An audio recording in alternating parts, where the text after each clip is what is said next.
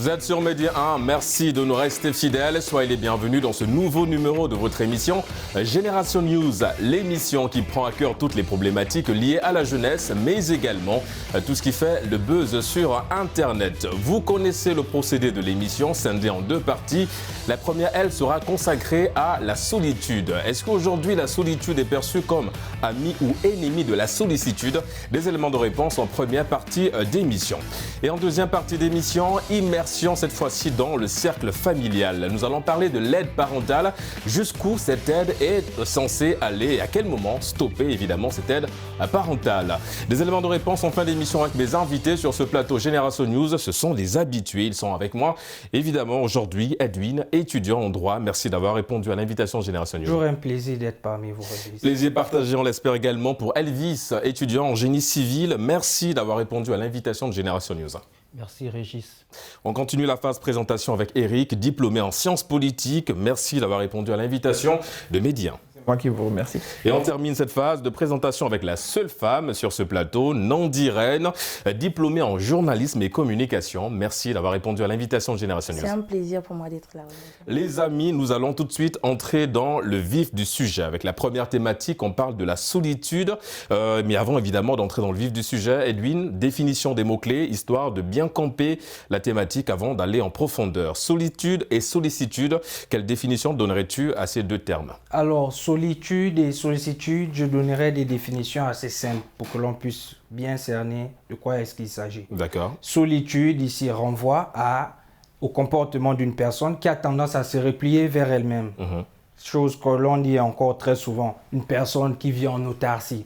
Et sollicitude, par contre, c'est les marques d'attention qu'une personne éprouve vis-à-vis d'une autre par rapport à une situation. D'accord. Et s'il fallait apporter les éléments de réponse à la thématique, solitude, ami ou ennemi de la sollicitude, selon toi? Solitude, ami et ennemi de la sollicitude, tout dépend des circonstances. D'accord. On aura l'occasion en tout cas d'aborder ces deux termes tout au long de cette première partie. Nandy-Reine, je me tourne vers toi. On parle de la solitude. Pourquoi c'est important pour certaines personnes justement de se retrouver un peu dans cette zone de confort?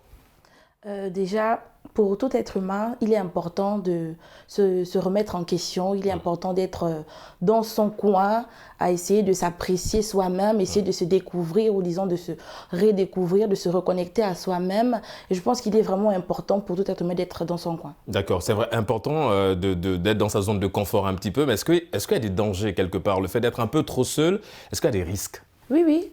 Ça comporte des risques d'être tout le temps seul dans son coin et tout. Quand tu es face à des situations que tu n'arrives pas à extérioriser, ce que tu penses, ce que tu ressens avec qui que ce soit, on est tenté de penser à des situations ou des solutions extrêmes. Ouais. Je pense par là à la dépression, il y a beaucoup, au suicide, et voilà quoi. Donc exactement, ce sont les dangers un petit peu le fait de se retrouver seul. Mais Eric, on a vraiment l'impression que les gens qui se retrouvent évidemment dans cette position de solitude, dans cette zone de confort, ont tendance à solliciter un petit peu les marques d'attention comme Edwin l'a souligné. On a l'impression que c'est un petit peu complémentaire pour résoudre le problème de la solitude, faut la sollicitude quelque part. La plupart du temps, ces gens sont très problématiques. Je dirais que les gens les plus renfermés, ce sont les gens qui préparent le plus grand nombre de coups foireux. Et ce sont les gens les plus sombres du monde déjà. Parce que pour moi, d'entrée de jeu, la solitude est ennemie de la sollicitude. Je ne peux pas te solliciter si je ne sais pas ton potentiel. Je ne peux pas te solliciter si je ne sais pas parfaitement qui tu es. Oui, mais il y a des gens qui marchent à l'affectif, qui ont besoin de se sentir aimé, de se sentir bien entouré quelque part aussi. Pas faux, mais il faut s'ouvrir pour qu'on t'aime. Il faut d'abord présenter la personne que tu es pour qu'on t'apprécie. Tu ne vas pas justement venir et dire que oui, je suis dans mon coin et c'est à vous de faire des efforts. Et la plupart du temps, ces gens, ce qu'ils font, c'est repousser les gens. Ils repoussent, tu te rapproches, ils repoussent. C'est un jeu de tu me suis, je te fuis. Mais est-ce que dans ce sens, c'est pas un peu comme Nandy-Reine vient de souligner, est-ce que c'est pas une forme de thérapie personnelle? Se retrouver dans sa zone de confort, être seul quelque part, c'est pas forcément une mauvaise chose. Comme elle a dit, ça te permet de se reconnecter avec soi-même. Déjà, moi, je mets une différence fondamentale entre le fait d'être seul et être qualifié on va dire, de solitaire. D'accord. Parce qu'être dans l'état de solitude, c'est complètement se renfermer. C'est se couper du monde, c'est vraiment se départir du social. Je veux dire, donc c'est vraiment cet état de solitude-là, c'est pas se coacher intérieurement, c'est se dire je me suffis à moi-même, donc je n'ai besoin que de moi. c'est complètement ennemi de la sollicitude. Je suis désolé. Elvis, est-ce que tu partages l'avis de notre ami Eric, la solitude, ennemie de la sollicitude? Je m'oppose à son argumentaire. D'accord. Pourquoi? Parce que déjà, la solitude, ça dépend des situations. Il y a des situations exceptionnelles. Ça peut être suite à un drame, j'ai perdu quelqu'un, j'ai besoin d'être seul. Ouais. Vous voyez? Ou bien j'ai envie de m'investir soi-même, sur moi. Je peux aussi être seul, vous voyez? Donc du coup, sur ce point-là, dire... et il y a des gens aussi qui sont seuls, c'est parce qu'ils ont eu quoi? Ils ont eu parfois des rejets, vous voyez? Des blessures intérieures. Après, ils ont voulu maintenant, ils ont jugé bon de protéger leur cœur, donc de se renfermer. Mais ça doit être temporaire et non pas en permanence. Oui, mais temporaire, est-ce qu'il y a une durée bien déterminée? Non, mais... Non? Dans le sens où la personne aussi doit savoir que là, je dois maintenant sortir de ma zone de confort. Si elle se sent guérie ou si elle sent que oui, là, je me suis investi, c'est bon, je dois sortir. Derrière les propos de Elvis, j'entends il y a une certaine pointe de compassion et pourtant là, on ne parle pas de ça. Même enfin, un fait de société simple. On demande d'être sollicité par rapport à un apport, un apport humain, simplement. On a besoin de toi pour une fête, mais on sait que tu es tellement chez toi, que tu aimes tellement rester dans ce confort-là qu'on ne va jamais t'appeler. Même si tu as vécu les pires situations, les pires tragédies, bah, on va pas t'appeler. Ce qui fait que le fait d'être seul, bah, ça te fait ennemi de la solitude. Est-ce que c'est, Nandiren, est-ce que c'est là aussi l'autre problématique, l'autre risque de la solitude? Parce que plus on s'isole, plus on perd des amis, des proches. Et certaines personnes ne comprennent pas un peu le fait qu'on a besoin de s'isoler, de se reconnecter, comme tu l'as souligné. Est-ce que quelque part, c'est pas le danger? Est-ce que toi, ça t'est déjà arrivé de perdre des amis, le fait d'être un peu seul, de se mettre dans sa zone de confort? Est-ce que la solitude, c'est des points aussi parfois qui te mettent bien, on a envie de dire? Bon, je dirais, il a raison. Si tu ne vas pas vers quelqu'un pour expliquer que, écoutez, en ce moment, je vis une période difficile de ma vie où j'ai besoin d'être seule, j'ai besoin de réfléchir à des solutions, ils ne vont pas comprendre ce qui se passe dans ta vie. Ils vont prendre ça comme un rejet, que tu n'as pas besoin d'eux, qu'ils se sentent inutiles en tant que relation amicale ou sentimentale. Donc, en toute chose, il faut s'extérioriser afin que les autres comprennent ce qui se passe au-dedans de toi, en fait. Moi, je n'ai jamais été victime de ce genre de choses parce que je suis quelqu'un de très extraverti. J'aime parler avec des gens, j'aime rencontrer des gens, j'exprime tout ce que je ressens. Pas forcément tout, mais j'exprime ce que je ressens. Donc du coup, en exprimant ce que je ressens, je fais comprendre à celui qui est en face de moi qui écoute, tu as affaire à Nandi, et Nandi, elle est comme ça, et à une période de ma vie, quand je suis en train de réfléchir, j'aime pas qu'on me dérange, je préfère éteindre mon téléphone, je préfère me mettre dans un coin qu'on va pas me déranger. C'est un peu ça en fait, moi je comprends. D'accord. Du coup, Edwin, le regard de la société, ça compte beaucoup dans cette démarche de la sollicitude. On a l'impression qu'en fait, on est un peu dicté par le regard des autres. On doit devoir tout le temps se justifier, comme Nandiren vient de souligner, par rapport au fait qu'on n'a pas envie de solliciter l'aide de qui que ce soit. On a besoin de solliciter l'aide de nous-mêmes d'abord. Le regard de la société, Edwin. Et justement, le regard de la société, je pense que je l'ai déjà dit ici, c'est quelque chose de très dangereux. Pourquoi? Parce que s'il arrive à nous dicter l'attitude à adopter, c'est plus intéressant. Moi, j'aimerais revenir sur les propos d'Eric. Lorsqu'il dit que voilà, la solitude devrait être l'ennemi de la sollicitude, je l'ai dit à l'entame de mon propos. Il faut se baser sur la situation pour bien l'apprécier. Il faut se poser la question de savoir pourquoi est-ce que la personne a décidé de se replier. On ne se replie pas parce qu'on est fondamentalement contre les autres. Oui, mais si c'est volontaire, Edwin, pourquoi solliciter alors l'aide des... Enfin, si vous avez décidé un matin de vous mettre dans vos zones de confort, comprenez aussi que les gens ne reprennent pas à vos appels, par exemple. Oui, mais on ne vit pas complètement en autarcie dans ce monde. Qu'on le veuille ou pas, à un moment donné, on a besoin de quelqu'un. Oui. Donc, il faut comprendre pourquoi la personne s'est retirée. Il faut chercher à comprendre, au lieu de la condamner directement. On va d'un principe simple. Lequel? La société ou le cadre de société définit l'individu.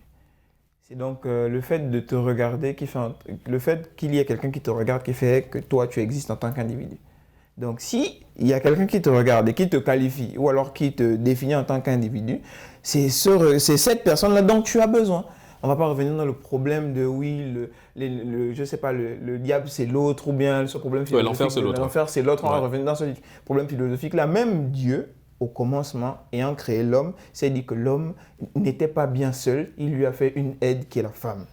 Donc, même si cet être puissant-là, lui, il s'est rendu compte que la solitude pour l'homme n'était pas une bonne chose, qui es-tu, toi, assis dans ton village pour dire que ouais, moi je me sens bien chez moi seul. Pour dire après, les gars, sollicitez-moi. Non, moi je suis désolé. Non, attention, c'est pas forcément dans le sens que les gens doivent te solliciter, c'est toi qui sollicites. Parce que tu es dans une position où tu as besoin, comme Edwin a souligné, on a toujours besoin de quelqu'un. Et même, on remet ça toujours dans le cadre de la société. Tu m'aides parce que je t'aide. C'est simple, il y a un échange. Je suis là avec Reine, enfin, je lui ai passé quelque chose et si je lui demande, forcément, elle va m'aider. Si je te sollicite, même si après, elle va rester dans son coin pour réfléchir, ça on comprend. Ouais. Mais le fait d'être solitaire, c'est se couper complètement du monde. Si elle se coupe complètement de moi, même après mes tentatives, je ne vais plus jamais aller lui demander quelque chose. Et si elle vient me demander, je vais lui dire, mais écoute, tu étais chez toi, non? Oui, mais du coup, donc, la compréhension, Nandi, ça semble comme on va dire une priorité pour la personne qui se retrouve dans cet état de solitude. Parce que si la personne se retrouve dans un état de solitude, il faut comprendre aussi. Parce que là, un peu ce que Eric vient de mettre en place, on a l'impression que la compréhension n'est pas très importante, en tout cas pour Eric. Mais effectivement, il faut comprendre la personne qui décide de s'isoler. Bien sûr, il faut qu'on comprenne l'autre. Parce que, comme on dit, il y a si bien qu'il y a la création. Quand Dieu a créé l'homme, il n'était pas bon pour l'homme d'être seul, il a créé une compagne, ou disons quelqu'un avec qui passer le temps. Ouais. Donc, comme je disais depuis tout à l'heure, tout homme a besoin d'être dans un coin pour réfléchir. Ouais. C'est pas tout le monde qui a cette capacité-là. Enfin, homme avec grand âge. Homme avec grand âge, merci. C'est pas tout le monde qui a cette capacité d'être entouré des gens et réfléchir à sa situation et trouver une solution. Ouais. Il y a des personnes qui ont besoin de complètement s'immerger dans un lit avec une couverture, avec des écouteurs. Ouais, ne pas sortir de la maison pendant une semaine, se déconnecter de tout. Pour penser à sa vie et pour trouver ses solutions. Et maintenant, la compréhension a tout à fait son rôle là parce qu'on ne peut pas être ami ou connaissance et tu n'as pas, comment dirais-je, tu n'as pas cette capacité à comprendre celui avec qui tu es en fait. Tu dois te dire que bon, comme elle me comprend, je dois aussi la comprendre. C'est comme ça. Si aujourd'hui je viens vers toi, Nandi, qu'est-ce que tu as? Je viens, je m'explique, je dis écoute là, honnêtement ça va pas. Et ok, il comprend, il ne comprend pas. Demain matin, il va revenir me dire Nandi, ça va déjà mieux. Ça prouve qu'il m'a compris en fait. Ouais. Et voilà, et c'est comme ça que la c'est l'un des points, on va dire, c'est pertinent ce que Nandi Ren vient de dire. Elvis, on a l'impression que c'est l'un des points très importants quand on veut sortir, on veut aider une personne qui est dans un cadre de solitude. La compréhension, le fait de suivre, on a envie de dire, cette personne-là, de savoir si tout va bien, si la démarche... Ça, c'est important. Oui, c'est important. Le suivi est très important parce que, comme j'ai dit déjà dans cet argumentaire, au fait, la solitude est comme un ami et aussi ennemi. D'accord. Mais non, ennemi dans le sens où si les gens, au fait, la personne, je suis là, tu es solitaire, je constate cela, je peux venir vers toi, je te pose des questions, tu me dis ce qui ne va pas. Je peux t'encourager, t'exhorter, te conseiller, vous voyez. Donc c'est pour que je te donne aussi cette affection que j'ai. Mais si je refuse peut-être, je reste juste solitaire dans ma position, c'est là où c'est mauvais. Donc, au fait, il y a une part, il y a un pourcentage qui est positif, il y a aussi un pourcentage qui est négatif. D'accord. Donc, du coup, on ne peut pas dire, on peut pas juste dire que non, c'est ennemi ou c'est ami. En fait, il faut couper la poire en deux. Vous voyez. Et évoquer les circonstances exceptionnelles qui nous montrent que non, là c'est ennemi, là c'est ami en fait. Moi, c'est sur cette lancée que je dis. Je pense que si vous ne vous prononcez pas, c'est parce qu'on n'arrive pas à dissocier le fait d'être seul pour un temps et d'être dans un état de solitude. Parce que être seul, justement, être seul, c'est pour un temps, durée limitée, mais être solitaire, c'est complètement se plonger dans une solitude à long terme. C'est-à-dire que tu es en CDD avec la solitude, avec soi-même. Et c'est comme Nandi disait, le risque, c'est ça en fait, c'est la dépression. Et ça peut aller très loin. On revient un petit peu sur la sollicitude, Edwin, si tu veux bien. On parle de la sollicitude, effectivement, que la personne qui se retrouve dans la position de solitude a besoin d'aller solliciter certaines personnes. Le choix des personnes sollicitées. Est-ce qu'aujourd'hui, un psychologue, par exemple, ça peut être la personne par excellence à solliciter en cas de sollicitude? Tout dépend de ce que la personne traverse. Mais permets-moi d'abord de revenir, s'il te plaît, sur l'argumentaire d'Eric. D'accord. J'insiste encore et j'ai dit ceci. On n'est pas solitaire parce qu'on est foncièrement mauvais. Il faut bien le retenir. Il y a toujours une circonstance qui conduit à ce que l'on arrive à cet état-là. Et cet état peut être passager comme il peut être permanent. Comme disait quelqu'un sur un direct Facebook, nous ne sommes pas dans un monde des bisounours. Les gens sont très mauvais et dangereux. Donc du coup, si quelqu'un vit une situation ou a vécu une situation, c'est normal qu'il se replie. C'est comme une forme de protection. Il ne faut pas tout voir en cela comme étant un mal. Mais c'est la plongée. Directement, parce que permets-moi de te répondre directement. On parle là d'un homme, on parle là d'un être humain. Le fait d'être seul t'amène à réfléchir et à t'expliquer des choses et des situations à toi-même. Donc, je vais prendre un exemple simple. On va dans le cadre d'une initiation quelconque. La plupart du temps, on ne fait pas de bruit. Enfin, tu es là, je vais dire, on te présente un miroir et on te montre toi-même. Tu es avec toi, tu discutes. Et c'est la même chose lorsque tu es seul. Tu es assis et c'est ta conscience qui te parle. Et c'est le procédé utilisé par les psychologues, le discours mental. Et justement... Il y a une solitude parce que ton être intérieur te parle. Il n'y a pas des gens en fait. Attends, l'extrême. L'extrême derrière ça, c'est que l'esprit que tu as en toi là, il te parle. Mais il ne te dit pas que de bonnes choses. Hein. Il va te dire, frère, et de toute façon, si tu es seul, c'est parce que le monde ne t'aime pas. Mais c'est le cas. C'est le cas de la dépression, en fait. C'est ça, dépression. Et après, ce qui fait en sorte que tu te renfermes, tu t'éloignes, tu te coupes du monde et tu penses que le monde est ennemi de toi, tant tu es le seul ennemi de toi-même.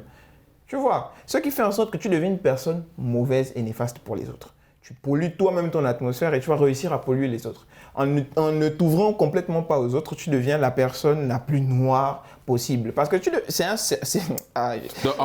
personne négative. On n'a pas envie de fréquenter, à la limite. Donc, parce que je ne peux pas continuer à être ami ou à traîner avec quelqu'un qui est tout le temps négatif, qui a tout le temps des pensées.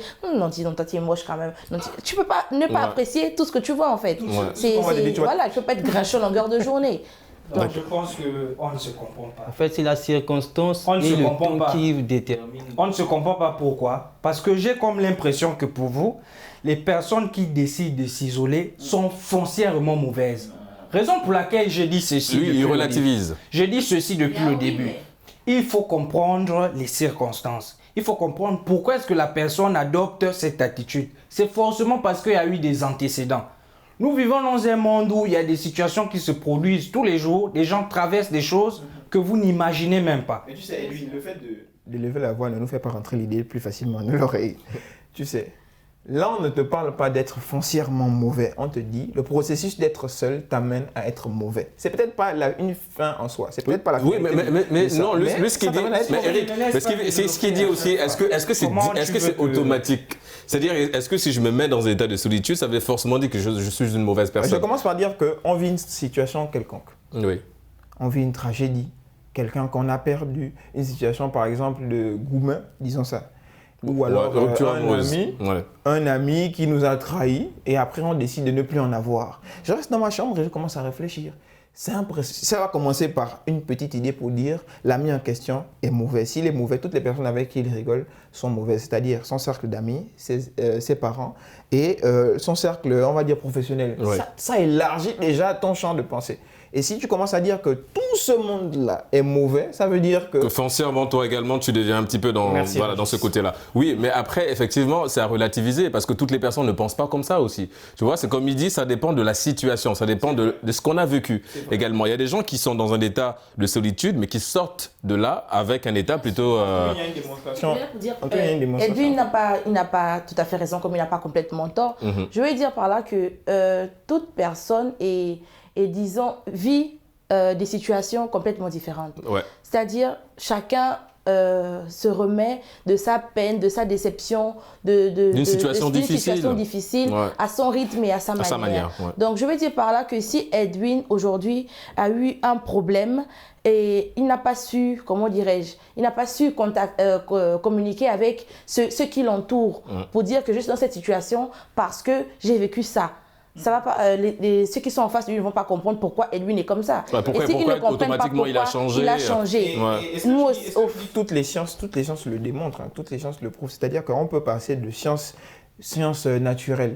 On va parler du loup solitaire qui, lui, quand il se détache de la meute, là, il devient quelqu'un d'agressif. Il devient un individu vraiment agressif. Et si tu parles même dans la science de la théologie, la Bible te dit qu'il est bon pour des frères de demeurer ensemble. C'est pas pour rien, c'est écrit au fait. Bon. Mais au fait, il y a plusieurs argumentaires aussi qui peuvent aussi te montrer que la solitude aussi est bonne. C'est ce qu'on veut te faire comprendre. C'est pas seulement que non, oui, ça c'est mauvais. C'est ce qu'on veut parce qu'il a bien dit, que non, ennemi et ami. Ami sur ce point.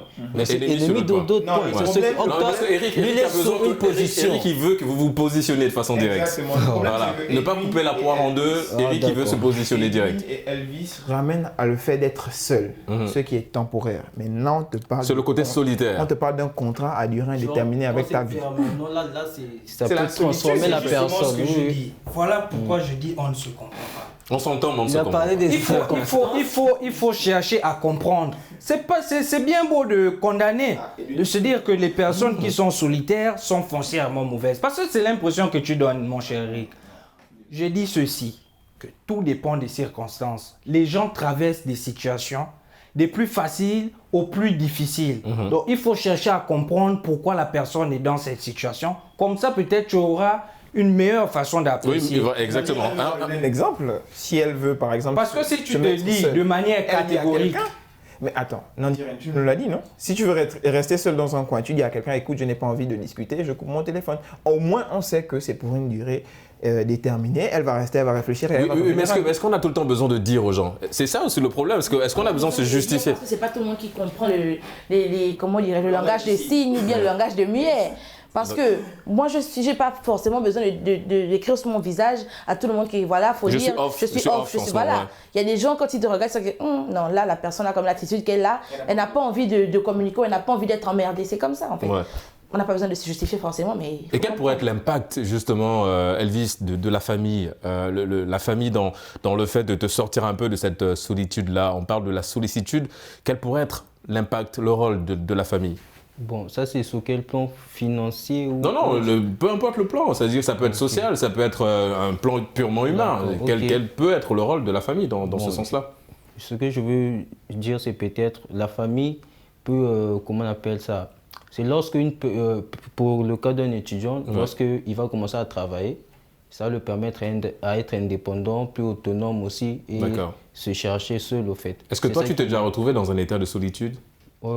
État de solitude récemment, mais je l'ai décidé. Mais de nature, je ne suis pas solitaire. C'est parce que j'ai compris spirituellement et, comment on appelle ça, un peu investir sur moi, quoi. Donc, il fallait que je sois un peu seul pour gagner un peu en temps. Et, en fait, les psychologues parlent de l'amour de soi, tomber amoureux de soi-même. Mais sinon, je discutais les gens.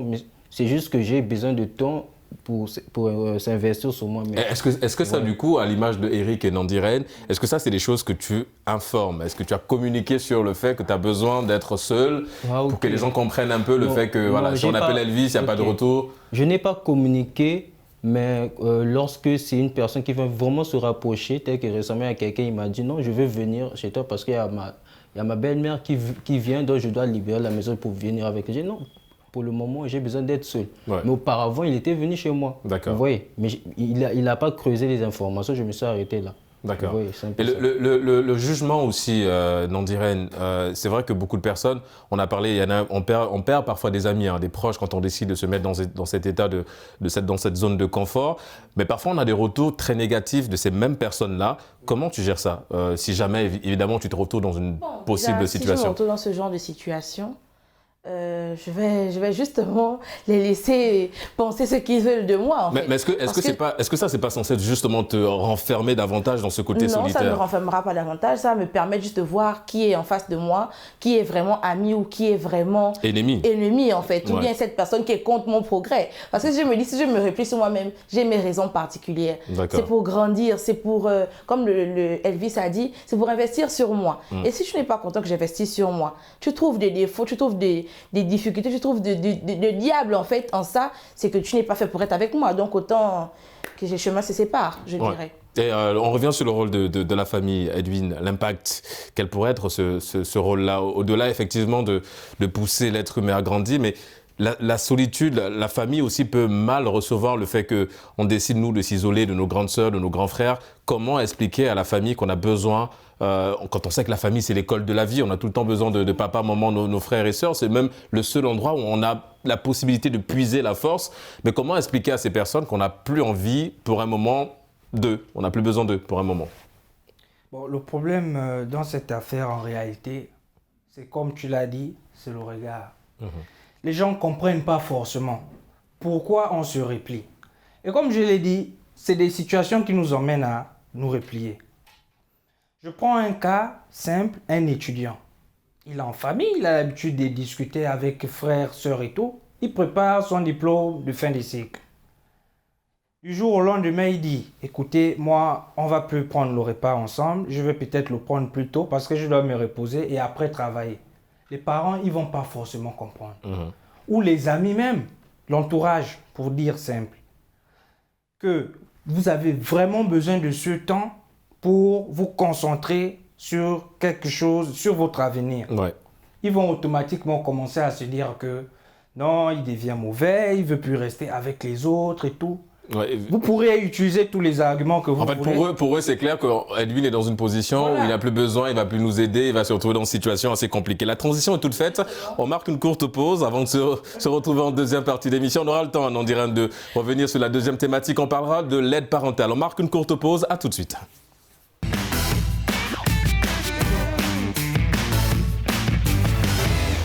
De retour sur le plateau de Génération News pour la deuxième et dernière partie d'émission. Nous allons à présent faire une immersion dans la famille en parlant de l'aide parentale. Jusqu'où effectivement cette aide doit-elle aller? Évidemment, on va aborder la thématique avec Eric. Eric, l'aide parentale déjà.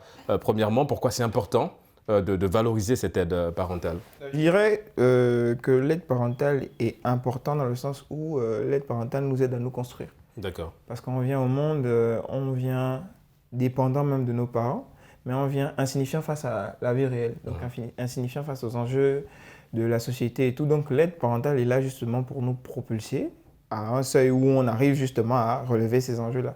Donc il y a un niveau où on commence avec l'aide parentale jusqu'à un niveau stop et après nous on prend le relais. On devient comme les parents, mais on devient le soutien des parents maintenant. D'accord. Est-ce que c'est une philosophie que tu partages, Nandiren, l'aide parentale? C'est important. Pourquoi il faut effectivement mettre en lumière cette aide-là?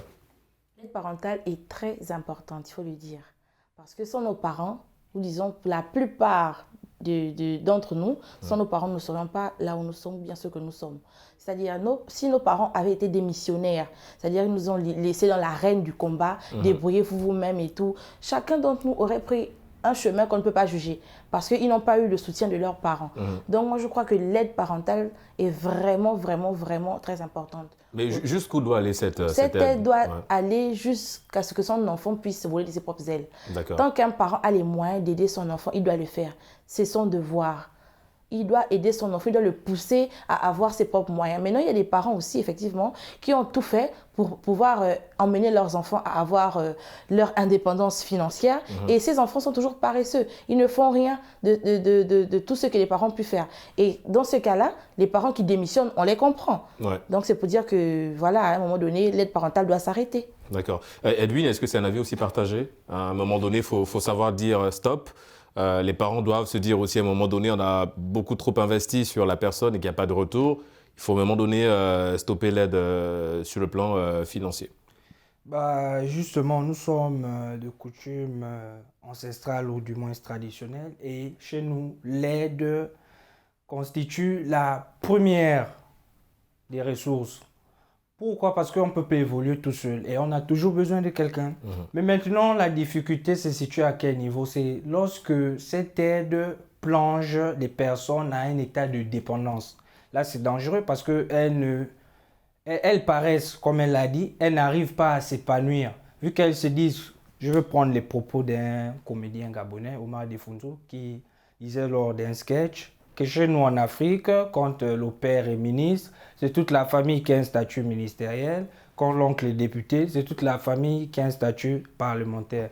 Pour dire quoi? Que si on se limite à mon parent a tout, c'est lui qui fait tout, c'est lui qui me donne tout, je ne fais rien. Oui, on peut le faire tant qu'il en a les moyens. Il n'y a pas de souci, mais les jours où il n'en aura plus, comment est-ce qu'on va faire? Qu'est-ce qu'on devient? C'est à ce moment que ça devient... Voilà, la question à 10 000 euros. Elvis, l'aide parentale, c'est vrai que les parents, à l'image de ce que Nandi vient de souligner, doivent effectivement venir en aide à leur progéniture. C'est un fait, c'est une réalité, c'est même un devoir, on a envie de dire. Mais est-ce qu'à un moment donné, en tant que progéniture, on n'est pas aussi investi d'une mission de faire l'inverse? C'est-à-dire, cette fois-ci, c'est toi, enfant, qui viens en aide aux parents. On a l'impression que beaucoup d'enfants sont démissionnaires dans ce sens-là. Pourquoi, selon toi? Oui, bon, pour ma part, je dirais que Déjà, l'aide parentale, c'est très important. Mais au-delà d'un certain seuil aussi, au-delà d'un certain seuil, les choses doivent changer. D'accord. Et ce seuil, c'est situé à quel niveau pour toi? Je dis dans le sens où si je suis maintenant tel que moi, je suis étudiant, mes parents prennent soin de moi et tout. Mais dès lors que je commence à travailler, je peux subvenir à mes besoins. Je dois maintenant prendre le flambeau que mes parents. Je dois maintenant prendre le flambeau de mes parents. C'est maintenant à moi de prendre le relais, les aider au fait. Vous voyez? Ça peut aussi aller jusqu'aussi dans le mariage. Il y a certaines décisions avant, pour les prendre, il faut les parents, il faut ceci. Mais quand on grandit, on devient mature, on doit aussi avoir notre part de responsabilité dans certaines choses. Vous voyez? Donc on ne doit pas juste demeurer dans la dépendance. D'accord. C'est un peu ça. Mais cette dépendance-là, Nandiren, j'ai envie de dire qu'elle est quelque part logique si on n'a pas une situation financière stable, effectivement que les parents se doivent un petit peu d'apporter cette aide parentale. Est-ce que toi aujourd'hui tu as investi de cette même mission-là, de cette fois-ci de renverser un petit peu les rôles, de se dire je vais peut-être être la mère de ma mère d'une certaine façon? Nous sommes les parents de nos parents, vu que de nos coutumes africaines, les parents nous surnomment le nom de leurs défunts ou bien de leurs parents. Donc, d'une part, je suis la mère de ma mère. Et c'est tout à fait légitime et normal que je puisse prendre soin de ma mère quand elle ne pourra plus le faire pour moi. C'est-à-dire, les parents ont tellement fait pour nous, que ce soit minime pour certains ou extrêmement grand pour d'autres. Les parents ont tellement fait pour nous à un moment donné. Il faut savoir prendre ses responsabilités et dire voilà. La reconnaissance. Oui, ça on va de la reconnaissance, effectivement. Ça devient maintenant ton devoir à toi de prendre soin de tes parents. Par exemple, il y a des Blancs, pas forcément des Blancs, il y a d'autres, en Occident, ils ont un système de maison de retraite, par exemple. Ils mettent leurs parents en maison de retraite. Certains s'en occupent très bien, hein. On voit des reportages et tout, mais d'autres oublient carrément qu'ils ont laissé leurs parents là-bas. Et c'est ce qui devient dangereux. Quand on parle de reconnaissance, ça amène à l'ingratitude, en fait. C'est-à-dire que ton parent investit sur toi, pas forcément pour attendre un retour, mais la moindre des choses, quand même, de prendre soin de ton père, même si tu l'as mis en maison de retraite, il faut quand même prendre soin de ce dernier.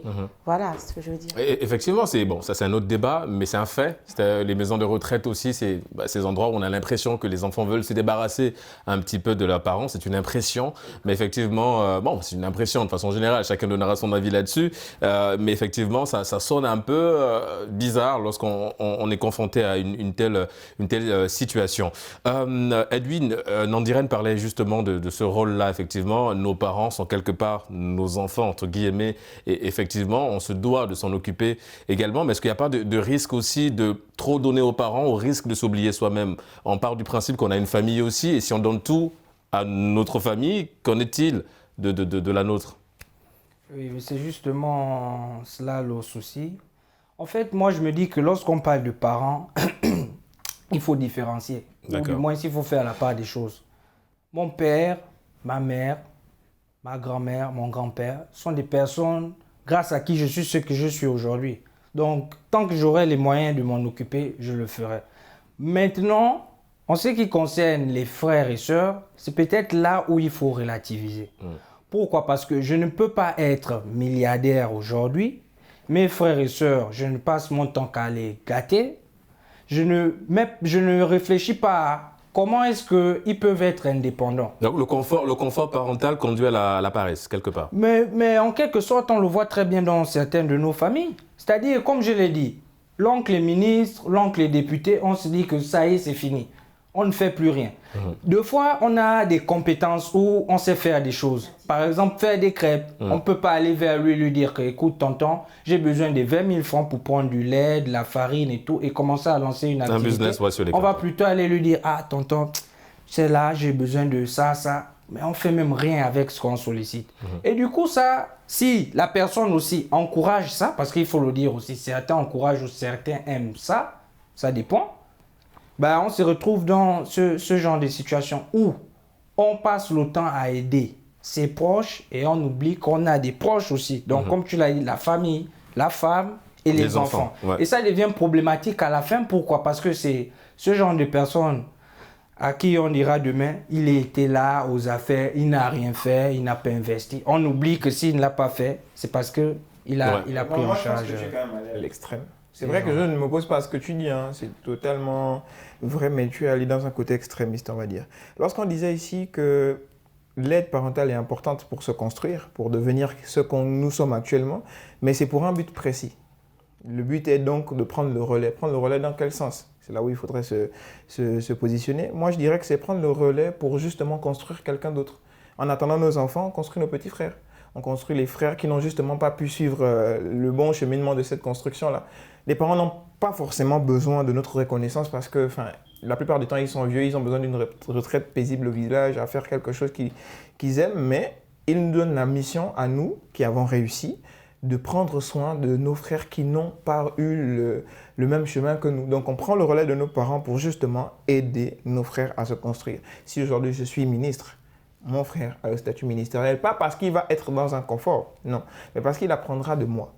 Pour justement, lui, à un moment où je vais savoir que non, il a atteint le seuil de c'est bon là, je lâche et après il va. Oui, mais est-ce que c'est... C'est ce que je disais en fait, qu'il ne s'agit pas ici d'apporter de l'aide à des gens qui finissent par devenir dépendants vis-à-vis de nous. Ouais. Cette aide-là, c'est pour les emmener à l'autonomie. Je ne sais pas si tu m'as suivi. Voilà pourquoi j'ai écarté le père et la mère. Bon, ça c'est ton avis, mais moi je me dis, père, mère, grand-père, grand-mère, ça c'est des exceptions. Mais en ce qu'il en est des frères, des sœurs... Ah, parce que tout ça c'est toujours la famille, c'est oui, toujours l'aide parentale. Oui, Ouais. ben bon après, l'affinité n'est pas la même. Je suis la seule femme, laissez-moi prendre la parole. Voilà, ils ont raison tous les deux. D'accord. Parce que la famille, c'est pas forcément le père et la mère. La famille, c'est même la voisine. Ouais. Si tu considères la voisine comme étant ta sœur et que tu es arrivé à un niveau financier assez stable, ouais. Tu peux prendre soin de ta voisine. Pas prendre soin constamment, c'est-à-dire que dépanner de temps en temps le petit 5 000 à la voisine, le petit sucre, le petit lait. Ouais. C'est de l'aide. Ouais. Mais moi, je parle dans le sens où vous avez dit les frères et les sœurs constituent aussi notre responsabilité si on a réussi. Effectivement, mais à un moment donné aussi, il faut lâcher prise. À quel moment il faut lâcher Il faut lâcher prise au moment où tu sens que le frère ne veut pas faire quelque chose de sa vie. Si tu as, par exemple, tu as un petit frère moins âgé que toi, tu dis, ouais, toi tu es moins âgé, je vais te prendre sous mon aile, je vais t'aider à avoir aussi tes diplômes et pouvoir parvenir à tes besoins, subvenir à tes besoins. Et si tu as les adultes qui ne veulent pas prendre soin d'eux, par exemple, tu as ton adulte de plus de 20 ans d'écart ou 30 ans d'écart qui compte que sur le petit frère qui a réussi. Là, je dis non, je ne suis pas d'accord. Je peux te venir en aide dans des situations extrêmes comme la santé. La santé, oui. Franchement, ça peut arriver à tout le monde. Exactement. Je peux te venir en aide. Mais mon frère, tu as 40 ans de plus que moi. Tu as eu tout le choix, tu as eu tout le temps pour essayer de te bâtir, essayer de vendre des petites crêpes, comme disait Edwin, pour prendre cet exemple. Il y a tous les moyens sont bons aujourd'hui pour entreprendre, pour se débrouiller, à avoir son 100 francs, pour être fier de soi, pour nourrir, disons, sa famille ou sa compagne. Ouais. Donc, c'est pour dire que la famille, c'est vrai, on doit prendre soin d'eux, mais comme Elvis a dit, il faut savoir aussi dire c'est bon, je vous ai assez accompagné. Comme dit Edwin, chacun doit voler de ses propres ailes. Ouais. À défaut de se brûler les ailes, mais il faut y aller quand même. Il faut apprendre. Voilà. Mais quand même, j'ai mis une réserve par rapport à ce que tu disais, parce que si nos parents avaient la même conception de la vie que nous, je ne pense pas que nous on devait arriver à ce niveau-là. Parce qu'ils devaient se Après, ce ne sont pas les mêmes époques aussi. Pas faux, les réalités ne sont pas les mêmes aussi. Le père reste le père, la mère reste le père, et même ton frère reste ton frère. Moi, je dis que nos parents, si aujourd'hui ils avaient dit, bon, écoute, tu ne veux rien faire de ta vie, on connaît des frères. Ils sont assis à la maison, ils mangent, ils boivent, ils rentrent bourrés, ils ne font absolument rien de leur vie, mais les parents restent là. On va dire même au Gabon, tu restes jusqu'à 40 ans, tu es encore l'enfant de la maison.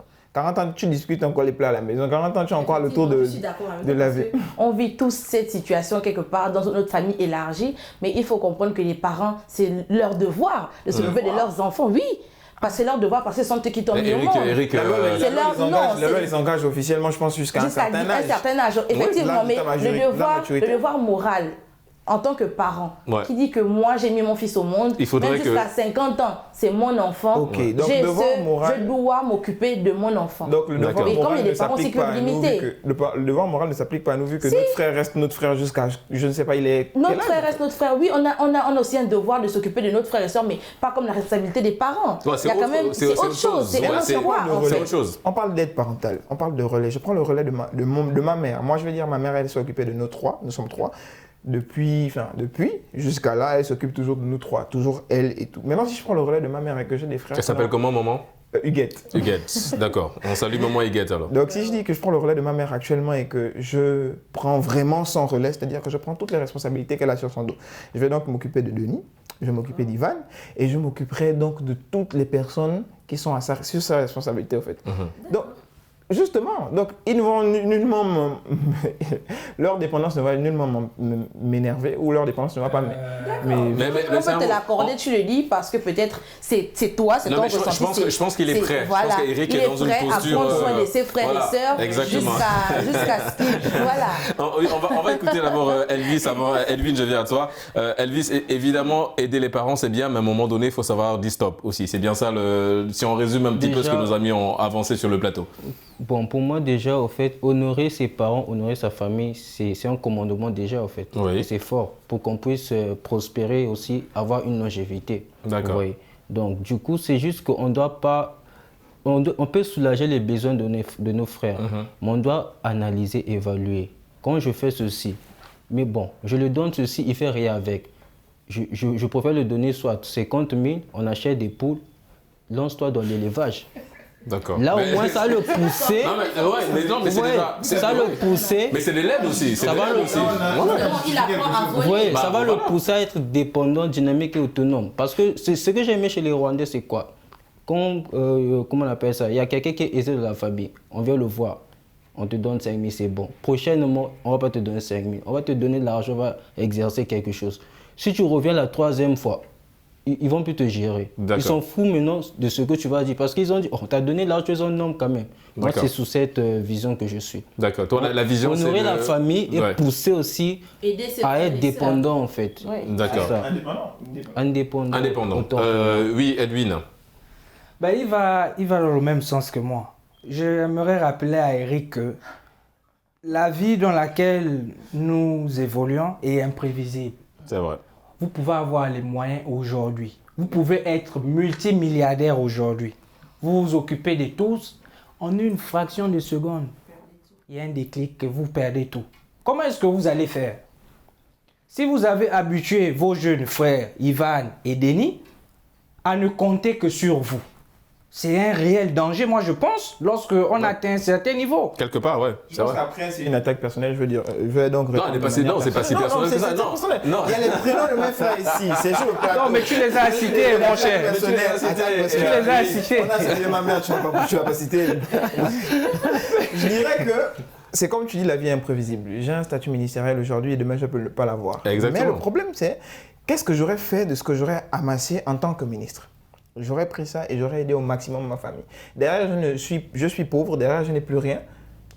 Il y a folie. C'est la famille, on est toujours là. L'aide, c'est l'autonomie, mon cher. Ah, donc ton tête parce qu'une aide peut conduire les personnes à être dépendantes. Ok, le problème, c'est pas ça. Je dirais le problème, c'est le processus. Vous dites qu'il y a un certain seuil. Ok, moi, je fixe la barre au moment où la personne peut maintenant, ou alors tu juges que la personne peut se débrouiller d'elle-même. C'est-à-dire que si elle n'arrive pas à ce seuil-là, on va prendre le cas de Elvis. Il a parlé du système rwandais, on va dire.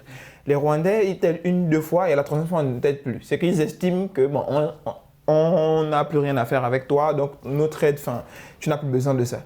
Mais moi, je dis que le parent aura besoin de ton aide jusqu'à ce que tu sois en mesure, jusqu'à ce qu'il soit en mesure justement de se débrouiller de lui-même, même si c'est tous les jours, même s'il faut lui payer un salaire, même s'il faut l'aider tous les jours, on va l'aider. C'est ce qu'on dit que tu faut. C'est ce qu'on dit en fait. Il faut que cette aide-là... On ne pourra pas aussi rembourser tout ce que nos parents ont fait, pour moi. Oui. Non, mais c'est un fait. Parce que, bien sûr, on veut témoigner la gratitude, mais pour moi, ça sera difficile. Parce que si on comptabilise ce qu'ils ont fait... C'est impossible de comptabiliser.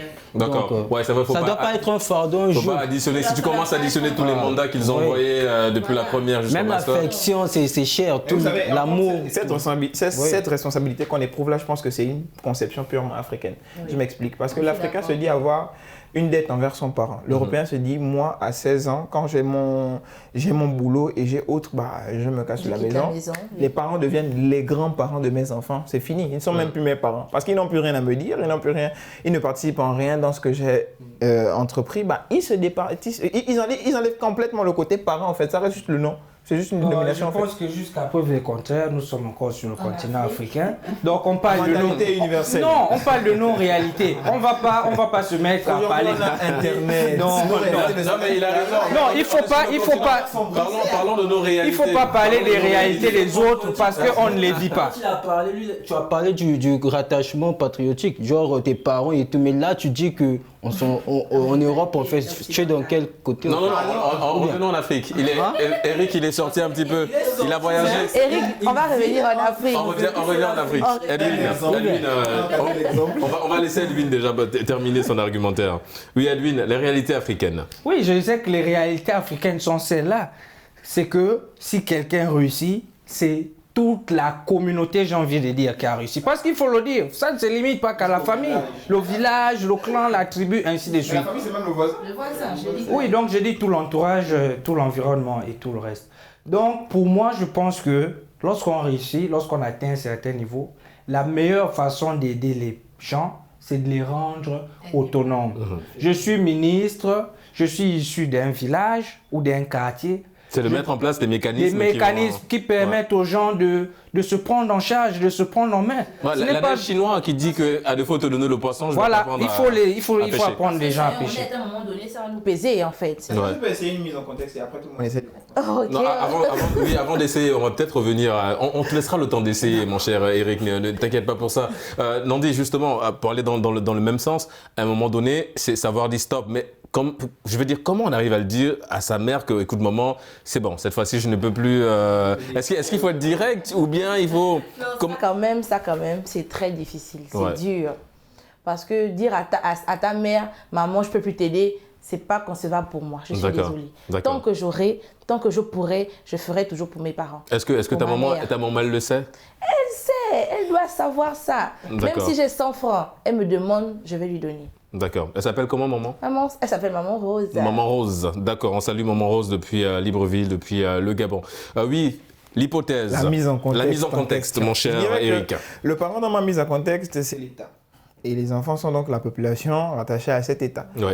Et l'aide en question, c'est le subventionnement de l'État ou alors l'accompagnement de l'État en tout. C'est-à-dire accompagnement dans les bourses scolaires, accompagnement justement dans les allocations familiales, accompagnement dans tous les accompagnements qu'on a. Et vous allez dire que le parent un jour se lève et il dit non, écoute, toi tu as atteint un niveau où je dois te rendre autonome. Et en fonction de ce que tu représentes pour moi, je vais décider de donc te créer, je vais dire ça au hasard, j'attaque personne, on va créer genre quelque chose pour toi, je vais te mettre autonome, mais tu vas devenir écailleur de poissons. Oui. Tu peux revenir, tu peux. Oui, pour revenir à vos exemples, du haut de l'État, donc de la position que toi tu as en tant que ministre, l'aide que tu trouves, c'est dire mon petit frère, justement, lui il sait faire les crêpes, bah écoute, moi je vais l'aider à faire les crêpes. Mais c'est l'aide. Mais c'est l'aide. On s'écoute, les amis, on s'écoute. Oui, non. Il a dit, on contextualise sur l'État et nous sommes les enfants, c'est ça. Même l'État, à un moment donné, coupe les bourses. Oui. Soyons honnêtes. Oui. À l'université, en faculté, l'État coupe les bourses. Quand tu ne ramènes pas une certaine moyenne, tout simplement. Quand tu ne réponds pas aux attentes fixées par les lois de la bourse n'est-elle plus attribuée. Donc c'est pour dire que même les parents, à un moment donné, ils coupent les ressources aux enfants pour dire que je vais t'apprendre aussi comment on fait pour pêcher. Parce que non, il y a des parents qui servent leurs enfants, qui coupent les financements, comme disent les Blancs, on vous coupe les vivres. On coupe les vivres, pourquoi? Parce que l'enfant, il est dans la paresse, il est dans... oui, on a l'impression que plus on aide, plus il devient paresseux, il devient même plus créatif, en fait. Ouais. Et quand tu vois un enfant, il a été, par exemple, suspendu de financement par ses parents, il est à l'étranger, il regarde ce qui l'entoure et il essaie de se débrouiller. Il étudie l'environnement et tout de suite... Il devient entrepreneur. Il devient entrepreneur. C'est pour dire qu'effectivement, les parents aussi ont le droit de dire aux enfants, écoutez, stop. Ouais. Edwin, apparemment, lui, Edwin.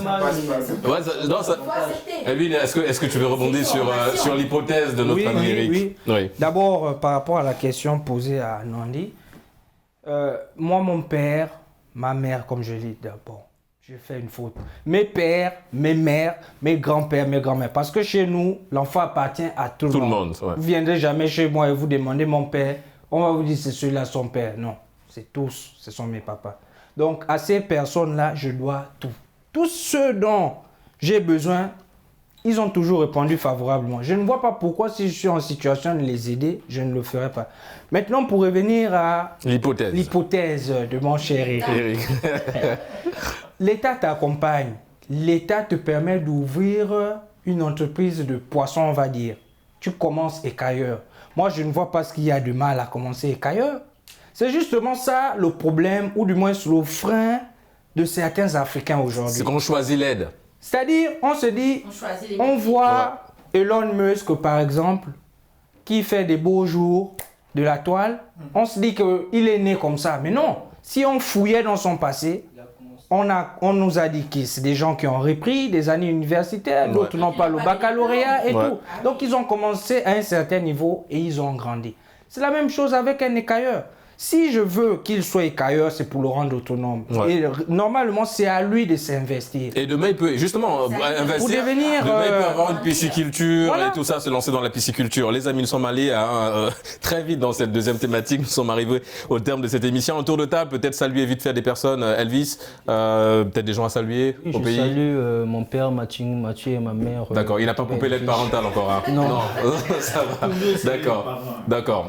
Donc on salue papa, s'appelle Mathieu. D'accord, monsieur Mathieu. D'accord, depuis le Congo, effectivement. Eric, donc, oui, il faut saluer toujours, il faut remercier. C'est l'occasion justement de remercier les parents. Je remercie ma mère pour son aide. Et Maman Huguette, c'est ça? Maman Huguette, merci Maman Huguette pour toute ton aide et pour la personne que je suis devenue. D'accord. Ok, Nandi, ton reine?